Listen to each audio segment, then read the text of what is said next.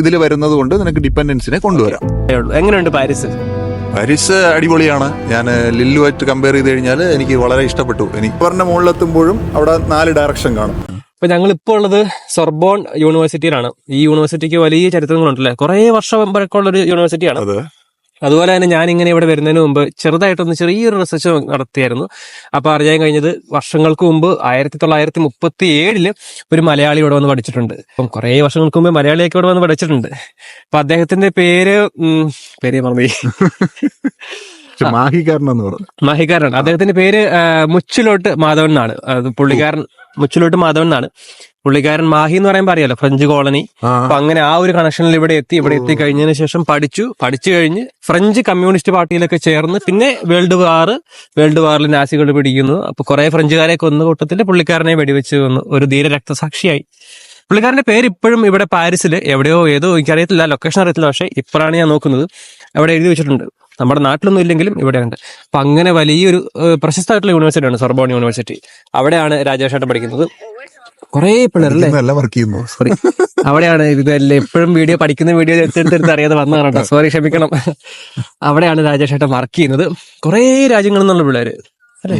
അതെ. ഇവിടെ എനിക്ക് എന്റെ ലാബിനകത്തിരിക്കുന്ന ഇപ്പൊ വർക്ക് ചെയ്യുന്ന ആൾക്കാരെ പറ്റി എനിക്ക് കൂടുതൽ അറിയില്ല. അവര് കൂടുതലും സ്പാനിഷുകാരും മെക്സിക്കൻസും ഒക്കെയാണ്. പക്ഷെ ഇവിടെ പഠിക്കുന്ന മാസ്റ്റേഴ്സ് അല്ലെങ്കിൽ ബാച്ചിലർ സ്റ്റുഡൻസിനെ നോക്കിക്കഴിഞ്ഞാൽ എനിക്ക് തോന്നുന്നു വേൾഡ് വൈഡ് ഉള്ള എല്ലാവരും ഉണ്ട്. ചൈനീസ്, തായ്ലൻഡ്, ഇന്തോനേഷ്യ, എന്താ പറയേണ്ടത്, സ്പാനിഷ്, എല്ലാവരും ഉണ്ട്. മഡഗാസ്കർ, ആഫ്രിക്കൻസ്, എല്ലാ രാജ്യക്കാരും ഉണ്ട്. റിസർച്ച് ചെയ്യാനാണല്ലോ വന്നേ, പോസ്റ്റ് ഡോക്ക് ചെയ്യുന്നു. അപ്പം ഇനി ഇത് എത്ര വർഷത്തേക്കാണ്? പോസ്റ്റ് ഡോക്ക് നമുക്ക് തരുന്ന കോൺട്രാക്ട് പോലെയാണ്. എന്റെ നിലവിലെ കോൺട്രാക്ട് 1 ഇയർ ആണ്. Okay 1 year. അപ്പൊ എനിക്ക് വേറെ ഡൗട്ട് ഉള്ളത്, ഇതിപ്പോ നമ്മുടെ ഈ കോൺട്രാക്ട് കഴിഞ്ഞതിന് ശേഷം നമുക്കിവിടെ സ്റ്റേ ബാക്ക് അങ്ങനെ ഒരു ഓപ്ഷൻ ഇല്ല, പക്ഷെ എന്നാലും വേറെ കിട്ടണം. അല്ല, അങ്ങനെയല്ല. ഈ ഒരു അഡ്വാൻറ്റേജ് നമ്മളിപ്പോ ഫ്രാൻസിലെ PhD സ്റ്റുഡന്റ് അല്ലെങ്കിൽ റിസർച്ചർ ആയിട്ട് വന്നു കഴിഞ്ഞാലുള്ള ഒരു ഏറ്റവും വലിയ അഡ്വാൻറ്റേജ് എന്ന് പറയുന്നത് നമുക്ക് കിട്ടുന്നത് പാസ്പോർട്ട് ടാലന്റ് എന്ന് പറയുന്ന വിസയാണ്. Passport talent researcher visa. അപ്പൊ അതിന്റെ ഉപയോഗം എന്ന് പറഞ്ഞാല് നമ്മൾക്ക് ഡിപ്പെൻഡൻസിനെ നമുക്ക് കൊണ്ടുവരാൻ പറ്റും. അതായത് നമ്മളുടെ സാലറി ഇപ്പം PhD ചെയ്യുന്ന സ്റ്റുഡൻസിന് 1700 യൂറോ പെർ മന്ത് ആണ് കിട്ടുന്നത്. അപ്പൊ നിങ്ങൾ അങ്ങനെ കൂട്ടിക്കഴിഞ്ഞാൽ ഒരു വർഷത്തെ സാലറി എടുത്താൽ ഏകദേശം 34,000 അത്രേ വരുന്നുള്ളൂ. ഒരു പാസ്പോർട്ട് ടാലന്റ് വിസ കാറ്റഗറിയിലേക്ക് നമ്മൾ മാറണമെങ്കിൽ സാധാരണ ഒരു ജോബിനാണെങ്കിൽ മിനിമം 43K യൂറോസ് നമുക്ക് ഒരു വർഷത്തെ സാലറി വേണം. അപ്പോ അത് ഇല്ലാത്തടത്തോളം കാലം നമുക്ക് ഡിപ്പെൻഡൻസിനെ കൊണ്ടുവരാൻ പറ്റത്തില്ല. പക്ഷേ ഒരു റിസർച്ചറിന് സാലറി ഒരു ക്രൈറ്റീരിയ അല്ല. അപ്പൊ അതുകൊണ്ട് തന്നെ നമുക്ക് പാസ്പോർട്ട് ടാലന്റ്, കാരണം ഇവിടെ റിസർച്ചർ എന്ന് പറയുന്നത് പാസ്പോർട്ട് ടാലന്റ് ആയിട്ടാണ് അവർ കാറ്റഗറൈസ് ചെയ്തിരിക്കുന്നത്. പക്ഷേ റിസർച്ചേഴ്സിനെ കൊണ്ടുവരാൻ പറ്റും. റിസർച്ചേഴ്സിന് സാലറി ഒരു പ്രശ്നമേ അല്ല. ഇപ്പൊ 1000 യൂറോ ആണ് നിന്റെ സാലറി എങ്കിൽ കൂടി, കാരണം പാസ്പോർട്ട് ടാലന്റ് എന്ന ഇതിൽ വരുന്നത് കൊണ്ട് നിനക്ക് ഡിപ്പെൻഡൻസിനെ കൊണ്ടുവരാം. ശരി, വളരെ നല്ല കാര്യമാണത്. അപ്പം പാരീസിൽ വന്നിട്ട് ഇപ്പൊ 2 മാസം ആയുള്ളൂ. എങ്ങനെയുണ്ട് പാരീസ്? പാരീസ് അടിപൊളിയാണ്. ഞാൻ ലില്ലുമായിട്ട് കമ്പയർ ചെയ്ത് കഴിഞ്ഞാൽ എനിക്ക് വളരെ ഇഷ്ടപ്പെട്ടു. ഇവിടെ ഒരുപാട് ഓപ്ഷൻസ് ഉണ്ട്. ഇപ്പൊ എനിക്ക് ഫുഡ് കഴിക്കണമെങ്കിൽ തന്നെ ഒരു 100 കടയുണ്ട്. അപ്പൊ അതുകൊണ്ട് തന്നെ ഇവിടെ കോമ്പറ്റീഷൻ ഉള്ളത് കൊണ്ട് തന്നെ പ്രൈസസ് കുറവാണ്. ഞാൻ ലില്ലുമായിട്ട് കമ്പയർ ചെയ്തപ്പോൾ ഞാൻ ലില്ല് നിന്നപ്പോൾ വിചാരിച്ചത് പാരീസിൽ എന്ന് പറയുന്നത് എക്സ്പെൻസീവ് ആണ് എന്നാണ്. എന്നാൽ ഒരിക്കലും അല്ല എന്നാണ് എനിക്ക് ഫീൽ ചെയ്തത്. കാരണം ലില്ലിൽ ഒരു ചിക്കൻ ബിരിയാണിക്ക് എനിക്ക് തോന്നുന്നു 16 യൂറോ കൊടുത്തുകൊണ്ടിരുന്നത്. ഇവിടെ വന്നപ്പോ ചിക്കൻ ബിരിയാണി എനിക്ക് 8 യൂറോ കിട്ടുന്നുണ്ട്. 8 യൂറോ. അപ്പൊ അതിന് റീസൺ ഒന്നുമല്ല, കാരണം കോമ്പറ്റീഷൻ ഉണ്ട്. കോമ്പറ്റീഷൻ കൂടുമ്പോ അവർക്ക് പ്രൈസ് കുറച്ചേ പറ്റൂ. അതാണ് നമ്മൾ ഫീൽ ചെയ്യുന്നത്. എന്നാൽ അവിടെ അങ്ങനെ അല്ല. അപ്പൊ എല്ലാം കൊണ്ടും എനിക്ക് തോന്നിയിട്ടുള്ളത് പാരീസ് അടിപൊളി. കാഴ്ചകൾ കാണാനായാലും ഓൾവേസ് ലൈവ് അല്ലെങ്കിൽ ലൈവ്ലി ടൂറിസ്റ്റിക് സിറ്റിയാണ്. എപ്പൊ നമ്മൾ ഇപ്പം ഞാനിപ്പോ വർക്ക് ചെയ്യുന്ന സോർബോൺ യൂണിവേഴ്സിറ്റി ഹാർട്ട് ഓഫ് നീ കാണിച്ചോന്ന് എനിക്കറിയത്തില്ല. എന്റെ ഫ്രണ്ടിൽ തന്നെയാണ് സെയിൻ റിവർ ഇരിക്കുന്നത്. അപ്പോ ഞാൻ വരുന്ന മെട്രോ ലൈനാണ് ആക്ച്വലി മ്യൂസ് ദു ലൂറും ഈ പറയുന്ന ഈഫൽ ടവറും എല്ലാം പോകുന്ന ലൈനാണ് M7 എന്ന് പറയുന്ന മെട്രോ ലൈൻ. ഞാൻ രാവിലെ വരുമ്പോഴത്തേക്കും അതിന് മെട്രോ നിറച്ചും ആൾക്കാരാണ്, ഡ്രസ്സൊക്കെ ചെയ്ത് അവർ ടൂറിസ്റ്റുകളാണ് മുഴുവൻ.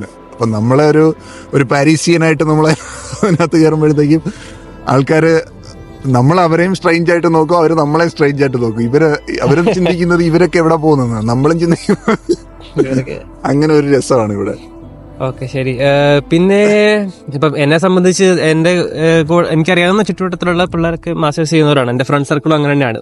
പാരീസിൽ വന്നു കഴിഞ്ഞതിന് ശേഷം അങ്ങനെ റിസർച്ച് ചെയ്യുന്നവരെ കണ്ടുമുട്ടിയോ? ഇല്ല അല്ലേ? 2 മാസമല്ലേ ആയുള്ളൂ. പാരീസില് ആക്ച്വലി ഇല്ല, ഒരുപാട് ആൾക്കാരെ അറിയാം. അപ്പം കുറെ പേര് ചെയ്യുന്നുണ്ട്, റിസർച്ച് ചെയ്യുന്നുണ്ട്. ഇപ്പൊ നേരത്തെ നമ്മൾ സംസാരിച്ചപ്പോൾ തന്നെ കുറച്ച് പേരുടെ പേര് പറഞ്ഞു, ഇവിടെ ഇങ്ങനെ റിസർച്ച് ചെയ്യുന്നവരുടെ പേര് പറഞ്ഞു.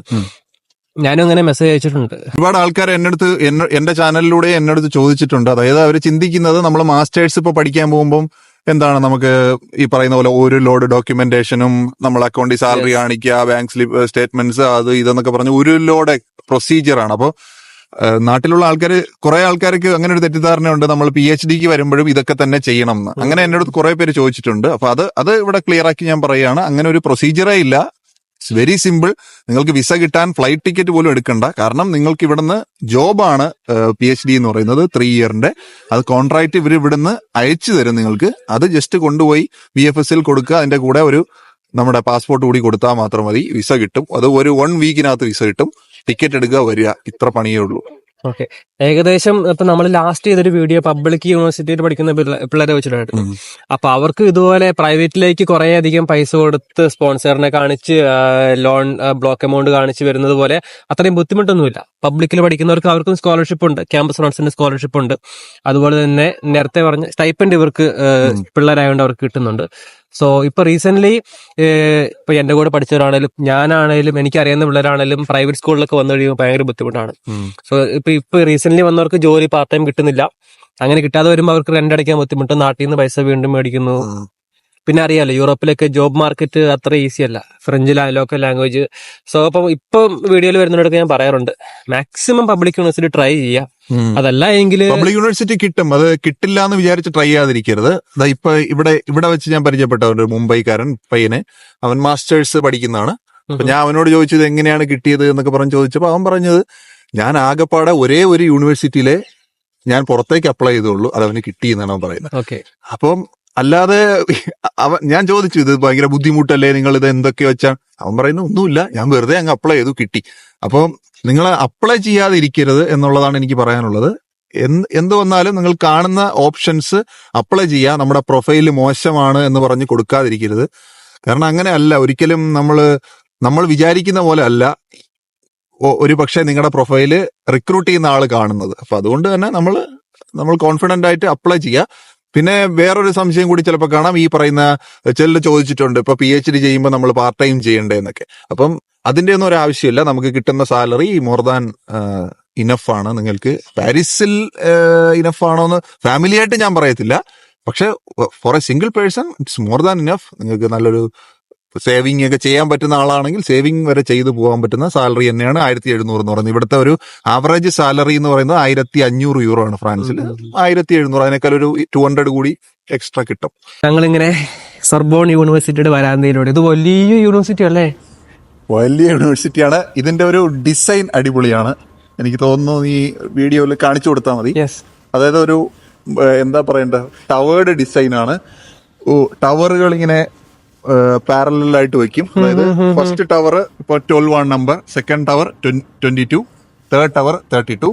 Like on the other side 12 ആണെങ്കിൽ ഇവിടെ 22, പിന്നെ 32, 42, പിന്നെ അതിനപ്പുറത്ത് 32, 42, അങ്ങനെ. അതായത് നമ്മളെ ഒരു പൂജ്യം വെട്ടി കളി ഇല്ലേ,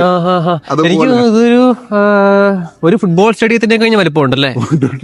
അതുപോലെ തന്നെ ഇത് ഫുൾ കണക്റ്റഡ് ആണ്. നമുക്ക് ഓരോന്നിൽ നിന്നും ഏത് ടവറിൽ നിന്ന് വേണമെങ്കിലും നിങ്ങൾക്ക് ലെഫ്റ്റ് റൈറ്റ് സെന്റർ പോയി കഴിഞ്ഞാൽ ഫുൾ കണക്റ്റഡ് ആണ് ബ്രിഡ്ജസിലൂടെ. അപ്പൊ നമുക്ക് പോകാം. ഇപ്പൊ ഓരോ ടവറിന്റെ മുകളിലെത്തുമ്പോഴും അവിടെ 4 ഡയറക്ഷൻ കാണും, നോർത്ത്, ഈസ്റ്റ്, വെസ്റ്റ്, സൗത്ത് എന്ന് പറഞ്ഞിട്ട്. അപ്പൊ നമുക്ക് അങ്ങനെ കറങ്ങി കാണാവുന്നതാണ്.